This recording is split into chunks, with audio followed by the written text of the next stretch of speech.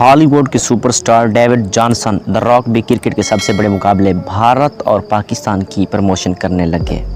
معروف ہالی ووڈ اداکار ڈیوڈ جانسن، جسے عام طور پر دی راک کے نام سے بھی جانا جاتا ہے، high profile Pakistan بامقابلہ India 2022 T20 world cup کے مقابلے کی توثیق کرنے میں شامل ہوئے۔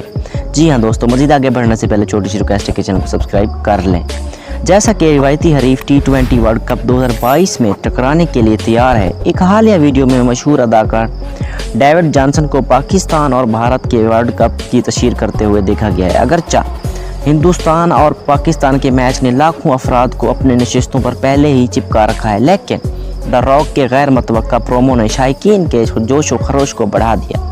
اپنی پروموشنل ویڈیو میں سابق پیشہ ور پہلوان نے کہا، جب سب سے بڑے حریف آپس میں ٹکرائیں گے تو دنیا رک جائے گی۔ یہ صرف کرکٹ میچ نہیں، یہ بھارت بامقابلہ پاکستان کا وقت ہے۔